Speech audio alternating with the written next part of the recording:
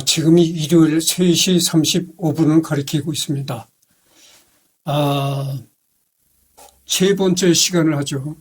우선 인사부터 드리겠습니다.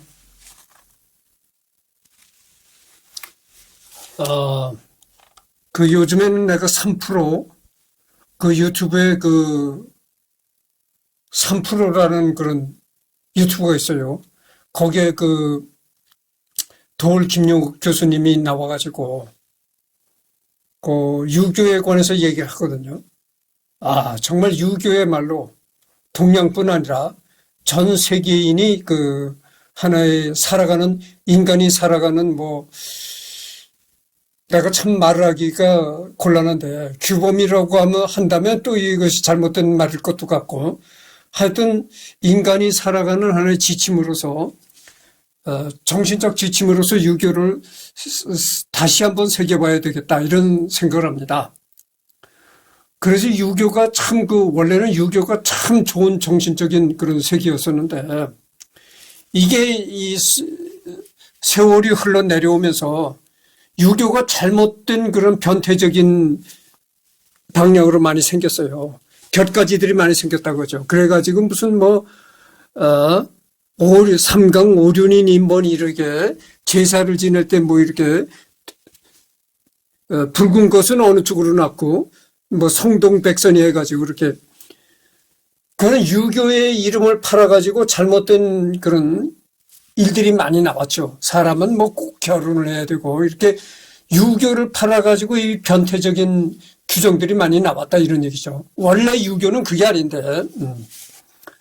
그래서 요즘에 3프로에서 내보내는 그런 도올 김용욱 교수님이 나와가지고 유교에 관해서도 얘기를 하고 공자에 관해서도 얘기를 하는 걸 상당히 깊게 듣고 감동하고 있습니다.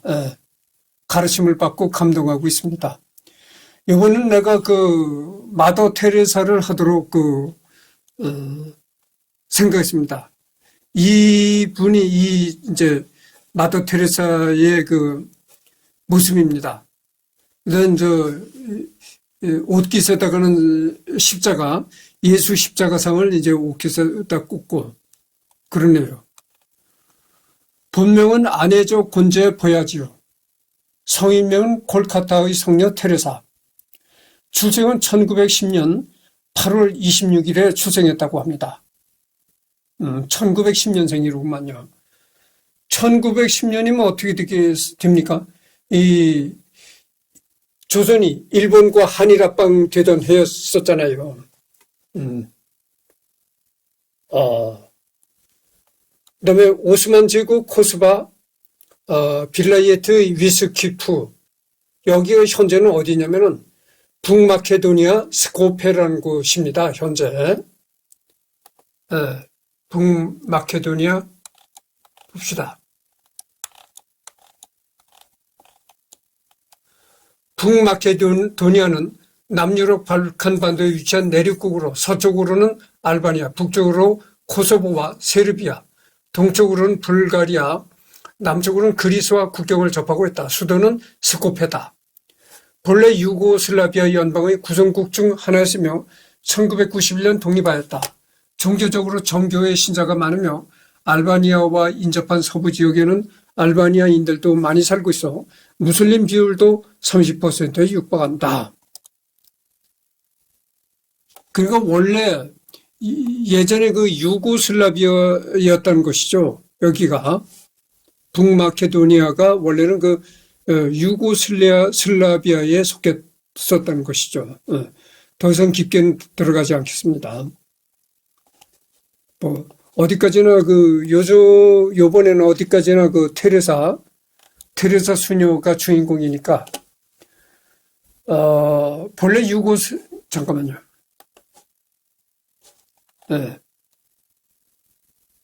사망은 1997년 9월 5일, 향년 87세로 사망했다. 인도 서뱅콜주 콜카다. 이 1997년 하면 또 내가 기억에 1997년 해를 내가 기억에 저장하고 있거든요.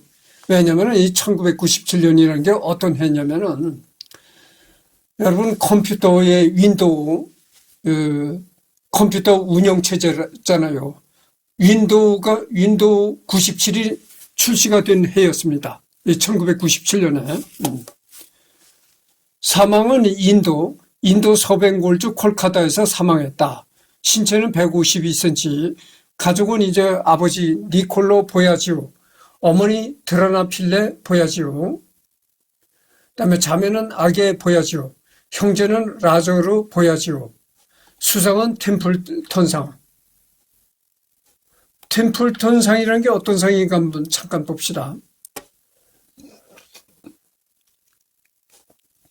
월스트리트의 전설이라 불린 영국 출신의 사업가이자 펀드 매니저인 존 템플턴이 노벨상의 종교 부문이 없는 것을 안타깝게 여겨 1972년 템플턴 재단을 설립하고 34,000파운드의 기금을 상급으로 내놓으면서 제정되었다. 매년 종교 분야에서 인류를 위해 크게 이바지하는 인물들에게 시상한다.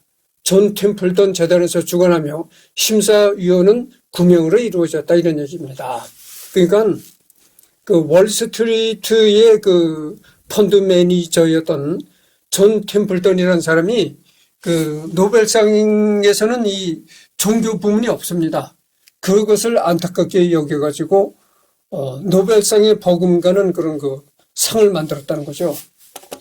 그래서 매년 그 종교 분야에서 인류의 그 인권을 위하고 그런 그 인류를 위해서 평생 일한 그런 종교인에게 주는 상을 만들었다는 거죠. 여기에 이제 심사위원은 9명으로 이루어졌다. 이런 얘기입니다. 이것도 더 이상 깊게 들어가지 않겠습니다. 여기 보면은 1992년 한경직 목사가 처음이라는 것이죠. 우리 한국 사람으로서는 1992년 한경직 목사가 처음으로 이 상을 받은 사람이라는 거죠. 그다음에 노벨 평화상. 노벨 평화상도 또 받았네요. 봅시다. 노르웨이 노벨위원회가 시상하는 인류의 평화에 이바지한 사람에게 수여하는 상. 노벨 평화상에 관해서는 여러분들 너무나 잘 알고 있잖아요. 그러니까 넘어가도록 하겠습니다. 카톨릭이란 건 너무나 테레사 수녀가 카톨릭 신자라는 건 너무나 당연한 거고, 여기 이제 이렇게 서명을 이렇게 한다는 겁니다. 테레사.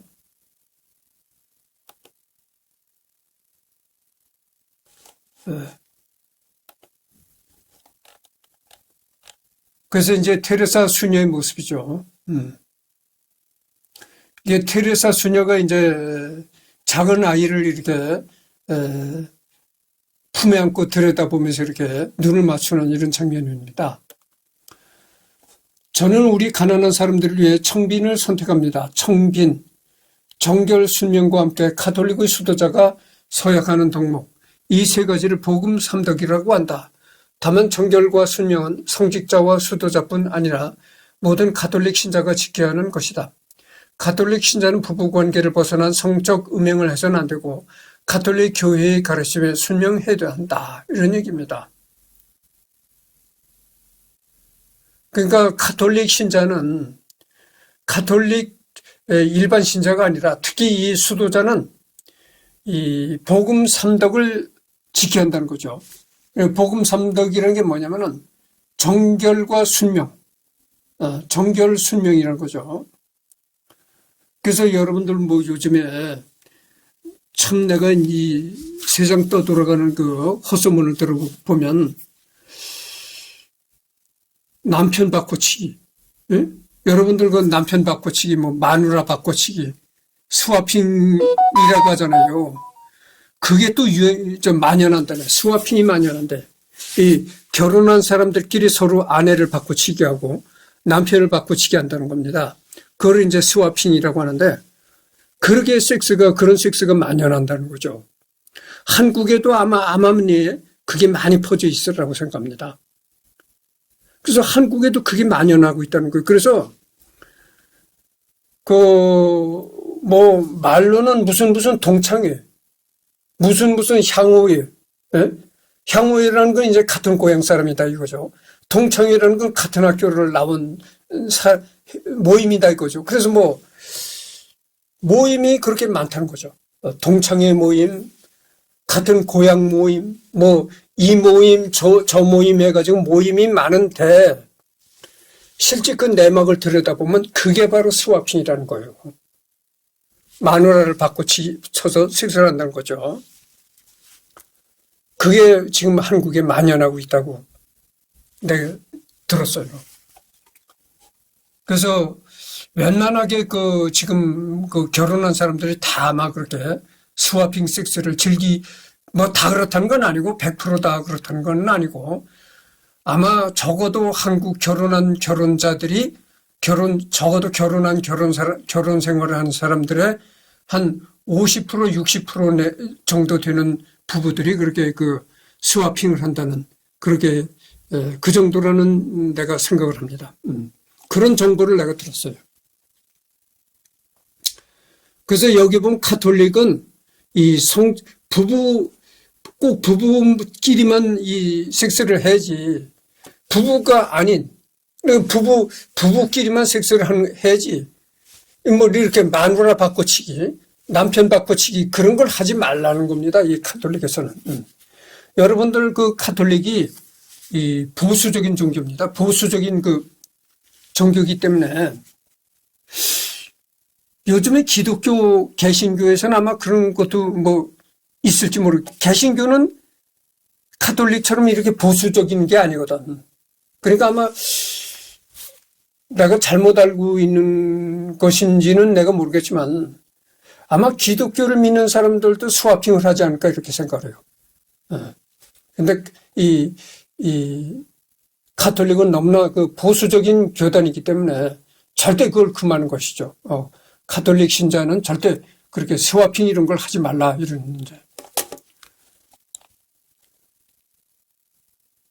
저는 우리 가난한 사람들을 위해 청빈을 선택합니다. 그러나 굶주리고 헐벗고 집이 없으며 신체 장애가 있고 눈이 멀고 질병에 걸려서 사회로부터 돌봄을 받지 못하고 거부당하며 사랑받지 못하며 사회의 짐이 되고 모든 이들이 외면한 사람들의 이름으로 이 상을 기쁘게 받습니다. 1979년 12월 10일 노벨 평화상을 수상하며 남긴 말 영상 넘어가도록 하겠습니다.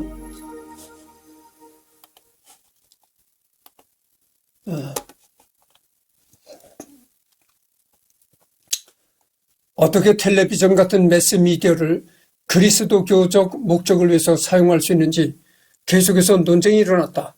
양식이는 무신론자 및 인문주의자의 대화에서부터 대중음악 버전 시편과 사이키델릭한 회합에 이르기까지 온갖 것을 다 시도해봤다. 여기에 대답이 있다. 단지 그리스도적 애덕으로 넘치는 환한 얼굴을 보라. 그녀에게는 세상은 아무것도 아니고 그리스도가 전부이며 자유로운 하나님의 자녀로 다시 태어나려고 자신과의 육신의 속박을 벗어버렸다. 잔뜩 긴장한 모습이 역력하게 화면에 비쳤다. 잔뜩 긴장하고 떨리는 목소리로 카메라 앞에 선 알바니아 국적의 낯선 수녀가 어느 일요일 저녁 영국 텔레비전 시청자들을 감동의 돌가니로 몰아넣었다는 것에 놀라게 된다. 이런 것은 전문적인 그리스도교 호교론자도 주교도 대주교도 소위 시대를 앞서가는 성직자들 가운데 어느 누구도 해내지 못한 일이다. 그것은 우리의 믿음이 인간의 지혜가 아니라 하느님의 힘에 바탕을 둔다. 는 영의 힘을 드러낸 증거였다. 우리 믿음이 인간의 지혜가 아니라 하나님의 힘에 바탕을 둔다. 그것은 이제 고린도 1서 2장 4, 5절에 나와 있는 얘기라는 겁니다. 그러니까 이 기독교를 믿는 기독교인은 말이죠. 언제나 중심이 인간의 중심이 아니고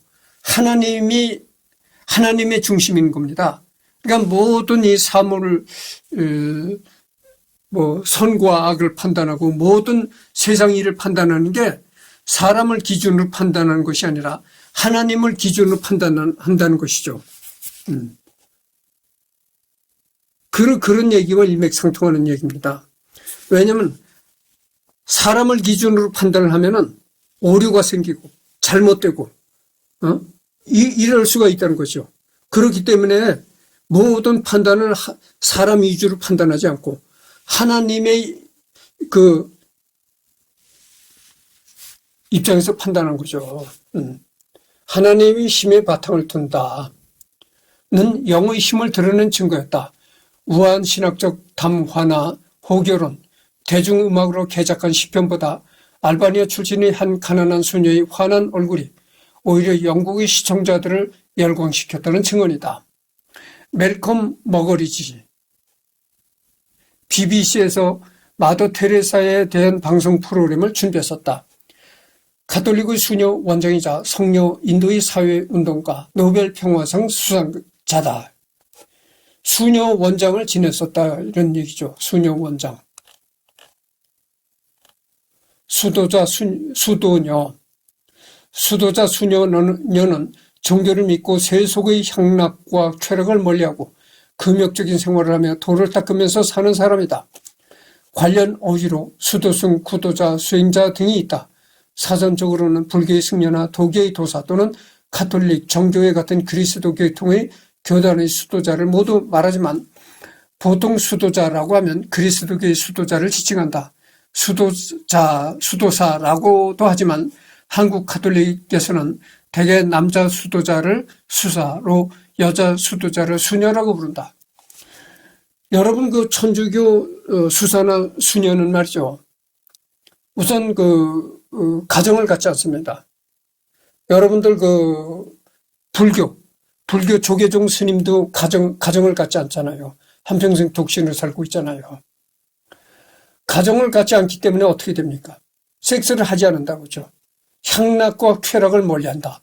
그리고 금욕적인 욕망을 절제하는 금욕적인 생활을 한다. 이런 얘기죠. 그러니까 진짜 이게 청교도적인 그런 기독교의 청교도적인 그런 윤리가 있었습니다. 그렇게 금욕을 멀리하고 향락을 멀리한다 이런 얘기죠. 그런 생활을 한다 이런 얘기입니다. 금욕을 멀리한다는 것이 아니라 내가 또 말을 잘못했는데 금욕적인 생활을 하고 향락을 멀리하고 쾌락을 멀리한다 이거죠. 그래서 이제 성적인 쾌락을 멀리한다 이겁니다. 그래서 이제 남자는 여자를 품어서 쾌락을 느끼는 또 여자는 남자를 품어서 쾌락을 느끼는 그런 걸 멀리한다 이런 얘기입니다.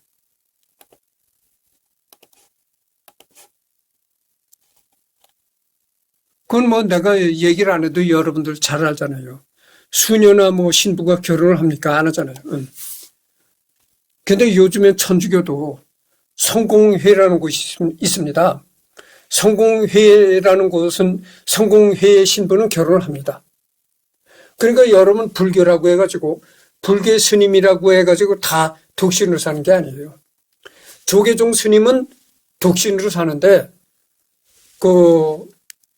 태고종이라는 불교의 태고종이라는 종단이 있습니다. 그 태고종에 속한 스님들은 다 이 가정을 갖고 있어요. 결혼을 합니다. 그래서 생애 본명은 알바니아어로 아네조 곤제 보야지우이다.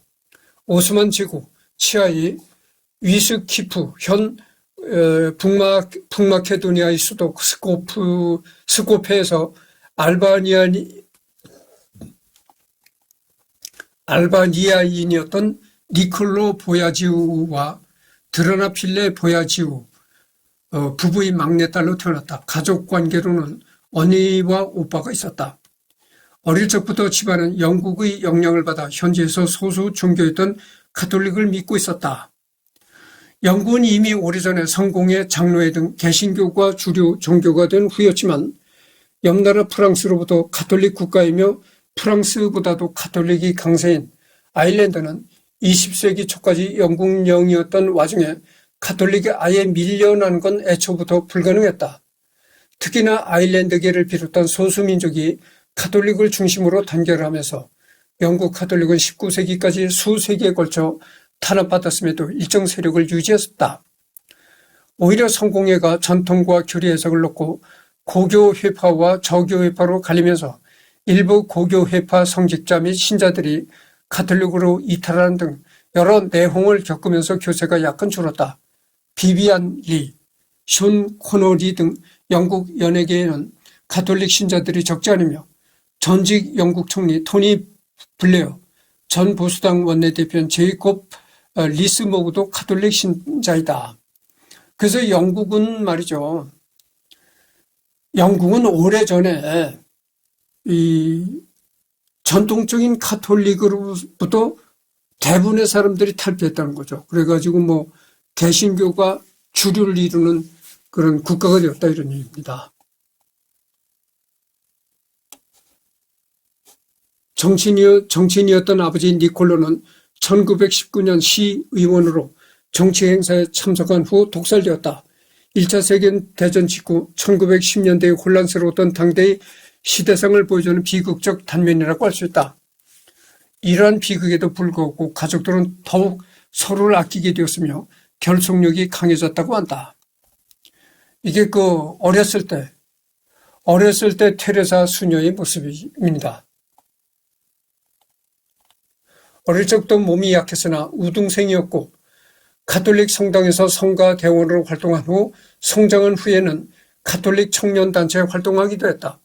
1928년 아일랜드 더블린에 가서 성모 수녀회에 입회하고 인도 제국으로 떠나 인도의 로케토 성모 수녀회에서 수녀가 되기 위해 수련을 받는다. 1937년 로케토 성모 수녀회의 수녀로서 정신 성원을 한다. 이때부터 테레사라는 수녀로서의 이름을 쓰기 시작했는데 19세기 말 활동했던 프랑스의 수녀이자 성인인 리지 웨이 테레사를 본받겠다는 뜻을 담겠다고 한다. 그러니까 이 프랑스의 수녀였던 리지 웨이 테레사라는 그 여자가 있었답니다. 그 여자를 롤 모델로 삼겠다라는 그런 생각에서 자기 이름을 테레사라고 이제 했다는 것이죠. 직구 수녀회에서 운영하는 성마리아 학교에서 교사로 일한다. 잠깐만요.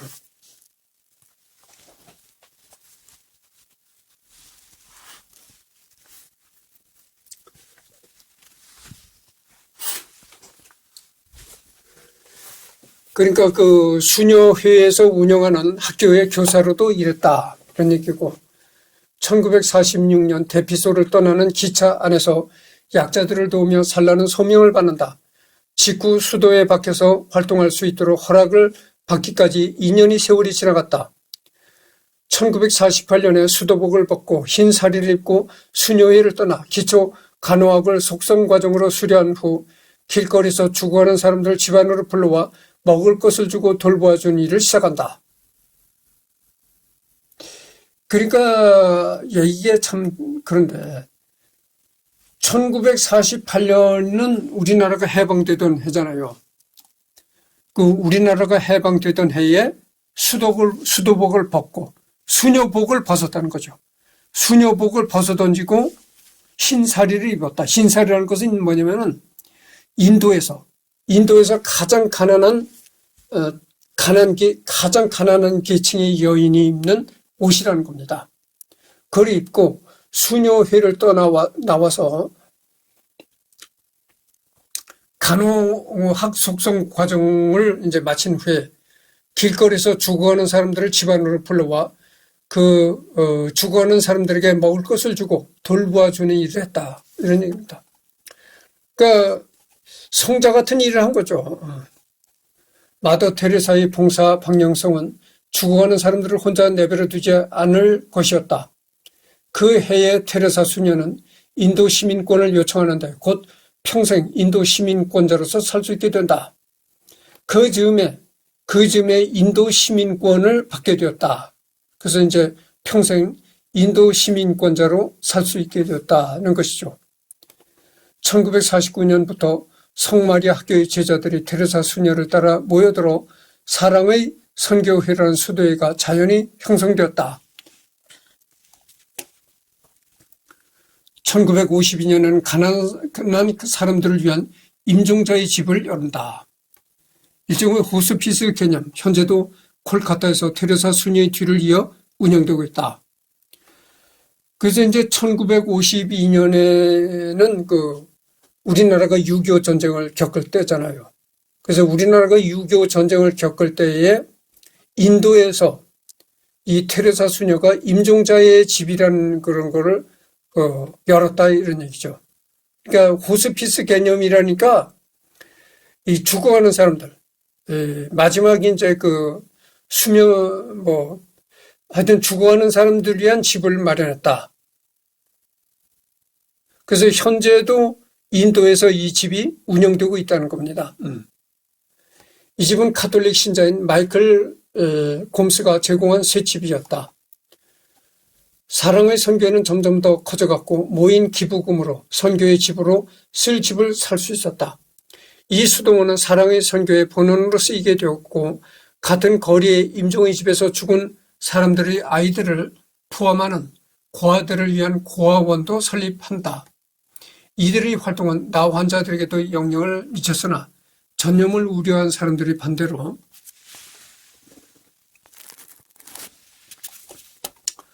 이동병실을 우선적으로 만들었다가 후에 시 외국의 나환자들이 자립을 위한 재활센터를 설립한다. 15년간 활동한 이후 인도에서 활동하는 사랑의 선교회의 수도자들은 300명이 넘었다. 주교들이 청원을 올리자 교황은 사랑의 선교회가 전 가톨릭 교회 내에서 일할 수 있도록 승인한다. 1965년부터 1971년까지 전 세계적으로 사랑의 선교회의 새로운 본원들이 문을 열어 활동하게 된다. 인도로 떠난 이후 수녀의 사도직 활동에 전념하며 평생 가족을 만나지 못했다. 가톨릭에서 사제와 수도자는 인간으로서 죽고 하나님의 종으로서 임한다는 개념이기 때문에 가족이라도 사제, 수도자가 되고 나면 부모, 자식으로 대하는 일이 드물다. 가령 도미니코라는 세례명을 가진 이들이 신부가 되었을 경우 아들이라고 부르지 않고 도미니코 신부 존칭을 쓰는 것이었으며 사제가 잠깐만요. 다른 곳으로 넘어갔네. 잠깐만요.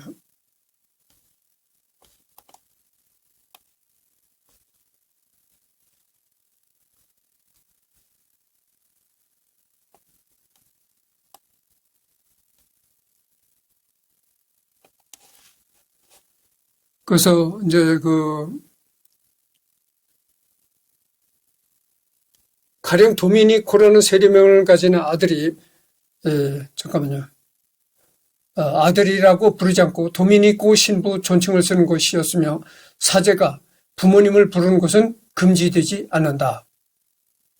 그러니까 이 가톨릭은 말이죠. 가톨릭과 불교는 가톨릭은 중동 지방에서 이렇게 생겨난 종교고 중동 지방이 예수가 했던 교회고 불교는 인도에서 인도 석가모니에서 생겨난 종교잖아요. 그런데 이 불교하고 천주교하고 아주 비슷한 점이 많아요. 지금 내가 읽은 게 뭡니까? 수녀나 신부가 되면은 원래 자기를 낳아서 기른 부모를 거의 만나지 않는다는 겁니다. 그러니까 이게 속세와 인연을 끊는다 이런 불교에서도 그러잖아요. 속세와 인연을 끊는다 이런 얘기가 불교에서도 나오는 겁니다. 카톨릭도 그렇다는 거예요. 이 신부나 정식으로 신부나 수녀가 되면 자기를 키운 부모를 거의 찾지 않는다는 거예요. 그러니까 연을 끊는다 이거죠. 그리고 신부나 수녀 부모가 자기 자식이 이제 신부나 수녀가 되면 찾아갔을 때 야 아무개야 아무리 자식이라도 야 아무개야 이렇게 이름을 부르지 않는다는 거죠. 꼭 신부님. 그렇잖아요. 불교도 그런 거예요. 불교도 자기 자식이 스님이 되잖아요. 그럼 그 부모가 절에 찾아갔을 때 야, 아들아, 이렇게 부르질 않고, 아무개 스님, 이렇게 부른다는 거죠.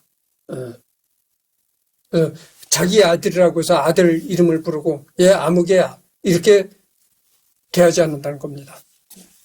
그러니까 이 불교와 가톨릭은 참 그 일맥상통하는 부분이 많아요. 그래서 뭐 어머니 드라나 필레가 임종할 때는 알바니아로 돌아가려 했으나 정부에서 입국 허가를 거절했다.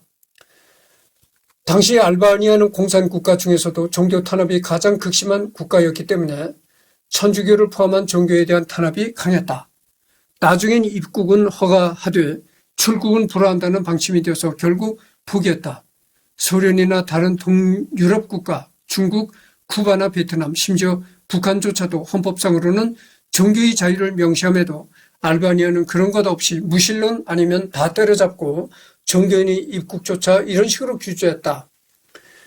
그러니까 그 알바니아가 굉장히 그 종교를 탄압했던 그런 국가네요. 1981년 5월 3일, 1982년 4월 28일, 1985년 1월 26일에는 한국을 방문하기도 했다.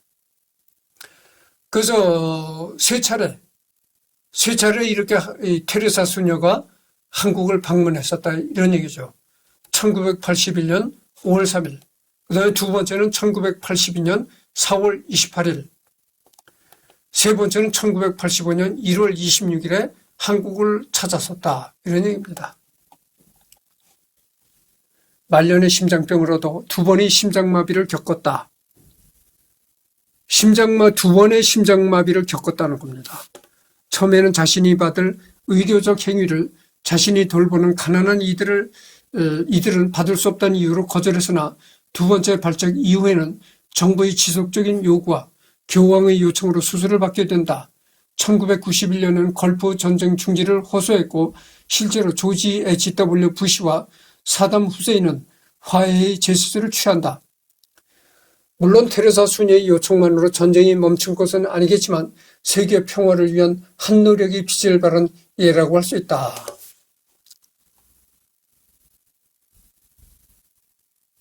그래서 두 번의 심장마비를 겪으면서도 가난한 이들을 돌봐야지 내가 그 혜택을 받을 수가 없다.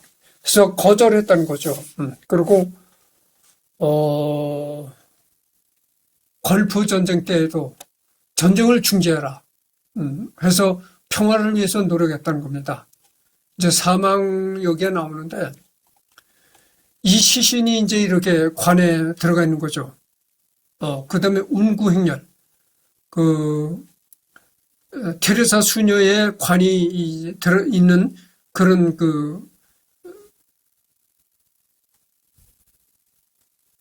관 있는 그런 그것을 뒤에 달고 이렇게 행렬을 하는 겁니다.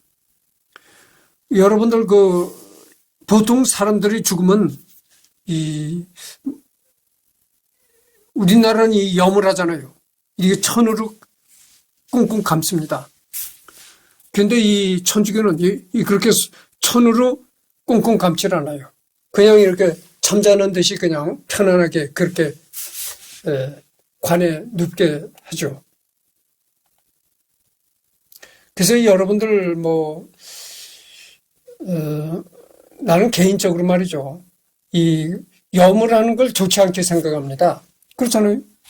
그 죽은 시체를 이렇게 천으로 꽁꽁 감싸는 걸 난 좋지 않게 생각하는데, 그래서 이 가톨릭 장례가 상당히 좋게 보입니다. 그대로 자연스럽게 그대로 잠자는 것 같이 관에 이렇게 해가지고 장례를 지내는 거. 그렇잖아요. 산 사람이나 죽은 사람이나 이렇게 부자연스럽게 천으로 꽁꽁 묶는다는 게 좋지 않게 보입니다. 1991년에서 1993년 사이 두 번의 발작을 일으킬 정도로 몸 상태가 좋지 않았음에도 개소가의 전 세계를 돌아다니며 평화와 나눔을 호소했다.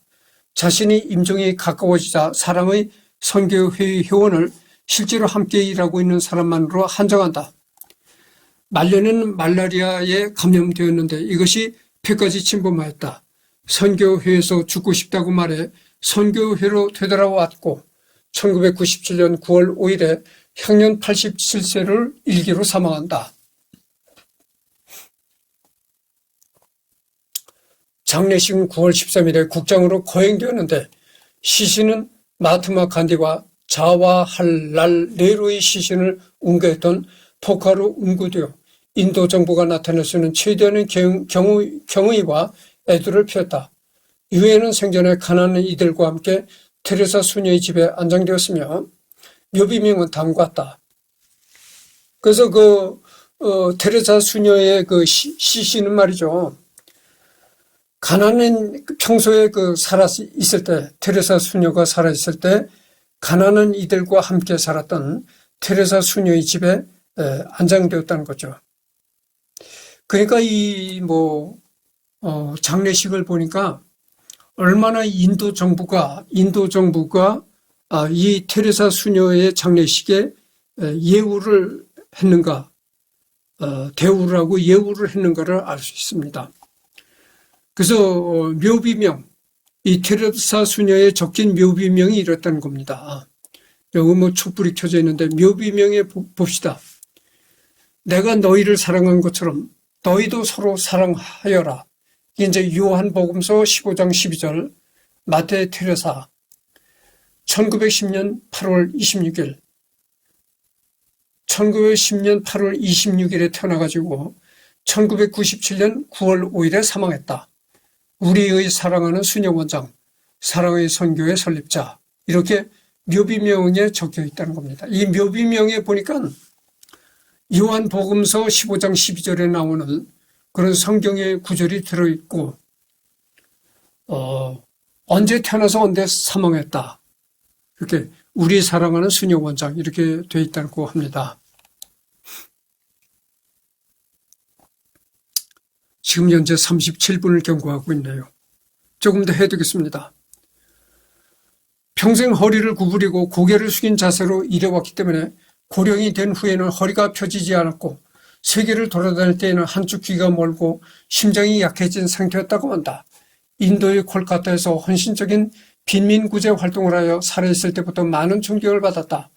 1979년에는 노벨 평화상을 받았는데 수상 축하연에 사용될 돈을 빈민구제 기금으로 써달라고 요청한 일화가 있었으며 자선가에게 주어지는 각종 상과 선량한 종교인이 받는 각종 상들을 수상했다.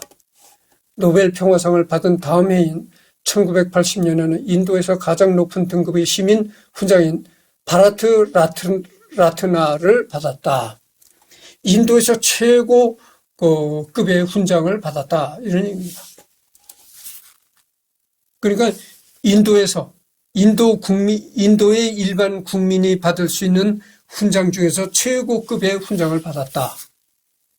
그런 얘기입니다. 그래서 이 국적 논쟁이 나오는데 이 국적 논쟁은 다음 주에 가서 또 하도록 하겠습니다.